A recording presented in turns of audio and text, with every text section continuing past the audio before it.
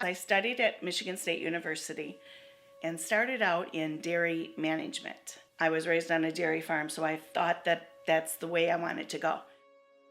Then I saw an advertisement through Student Services to volunteer at a horseback riding stable, and it happened to be in Beekman, which is a center for intellectual disability students that are a little bit more severe. So I went there, got hired for the job, and fell in love with the population.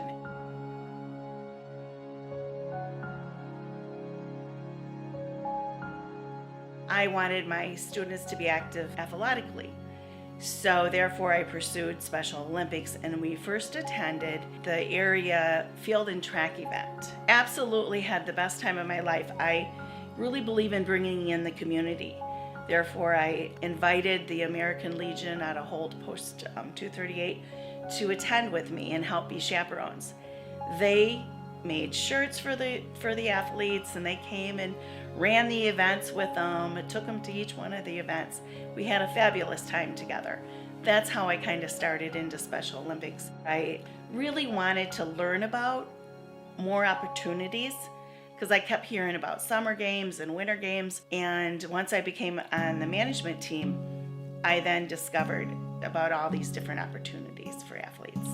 Special Olympics Michigan was established in 1968. Since their inception, the organization has divided various counties throughout the state in order to create 37 different regions, known simply as areas. Valerie Suszko works with Area 8, which is comprised of Ingham and Eaton County. Nestled in the quaint community of Holt, Michigan, Valerie works at Washington Woods Middle School and has since it opened its doors in 1993. She's just a warm spirit. Her relationship with her kids is as much a mother hen as it is a teacher. She shuffles all of her kids along, she nurtures. She does the same with staff and parapros within our building. She's very nurturing, and she's very practical in how she interacts with kids and adults. She has so much dedication, and she knows each student on that personal level. She's working with 3 different units now. So really, she can have up to 120 kids, and she knows them all on a personal level. And when someone's having a bad day, a lot of times I will see those kids feed down into her room just to go in there and sit and just relax. And she just brings that motherly aspect to the building. But it's her dedication to the Special Olympics that has raised the bar for educators everywhere. When I first met Val, I think at that point I was like assistant area director, and she was a teacher who was coming and chaperoning her students out of her classroom. And then as she went to games and saw the potential and the ability to enhance the lives of her students through sports and sports training and fitness, she got more and more involved. And then we were both getting more and more involved at the same time, and both had, as special ed teachers, and seeing the benefits that our students were gaining from the opportunities. However, to do that, there has to be money. So we both started going, okay, how can we do that? So we got more involved in the management side of it, mostly trying to find opportunities for our own students. We don't charge any of the families. We ask them to help us with certain fundraisers, such as like the Polar Plunge or help sell calendars, but there's no charge to any athlete to be able to participate. Well, we didn't know until Brian was born, and it took the doctors some time to figure out what type of syndrome he had. Physically, he looked fine, but they did a lot of testing and found that he had what we call microcephaly. So he was born with a small brain, and they said he would not be able to think abstractly as an adult, and that he would have severe cognitive impairment. And at that time, Brian did have strong abilities athletic-wise, and so she recommended he try out for the ski team, which was really not a part of our school district, but more of the whole entire area, what we call Area 8. We tried him out on skiing and cross country and swimming and poly hockey and basketball, and so she gave other kids opportunities as well. She didn't want the funding to be an issue with the kids.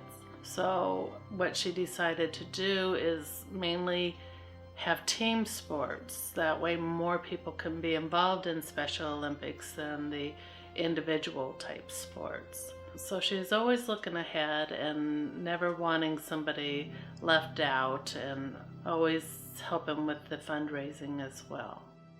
They were getting ready for the George Perlis golf outing at the country club, and I saw them hanging up signs, and I chased after one of the gentlemen, Bobby Pop, that's a coordinator of it, and I said, I want to be a part of this. What do I need to do? And that's how I got on that side of it. And then when my daughter started in Val's classroom, she kept trying to convince me that I needed to put Allison in Special Olympics. When she was at private school, she was not labeled. She did not have to be labeled to get the help as they do in public school. So I was fighting it, didn't want her to be labeled. And it took me a while. Finally, she convinced me it was to Allison's benefit, so I did do that. She just jumped in, loved it, did all kinds of sports, basketball, swimming, bowling, poly hockey, gymnastics. It just opened up a new world for her. Thomas has autism. He's probably considered moderately impaired depending upon which way you look at the spectrum. He has deficits in language, again, deficits in social skills. That's kind of the hallmark of autism. However, for a person with autism, he's got a huge sense of humor, hardworking kid, very honest kid, good soul. He's been a blessing, and it's been a joy to be his parent.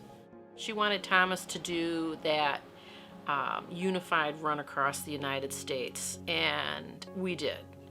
And that was such a great experience for Thomas. They had 3 routes that ran across the United States, and there was a leg that went up through Michigan as it continued on towards California.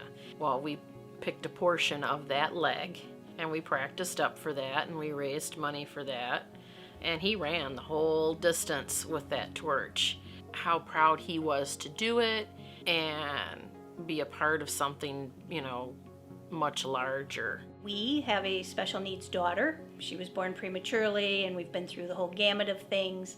So when we moved to Holt in 1997, obviously we needed some special education.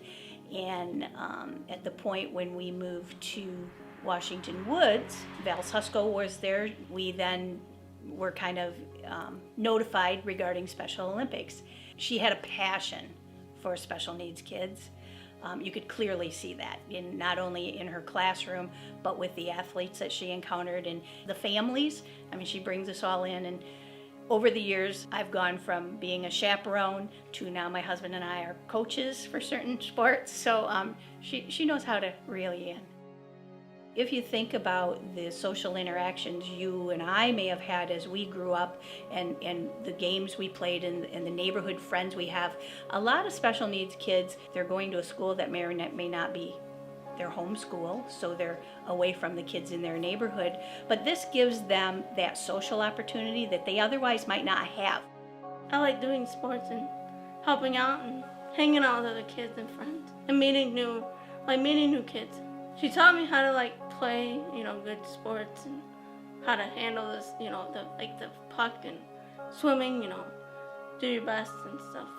Miss Cinescope helped me try sports like bowling, swimming, cross country, skiing, and team sports like basketball, softball, and play football.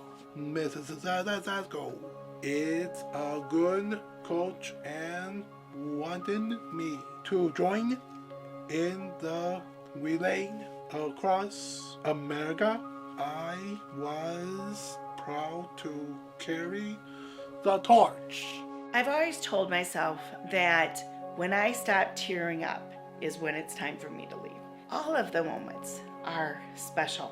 All the moments are. Because you have to look at everybody individually. So when I stop tearing up, that's time for me to leave.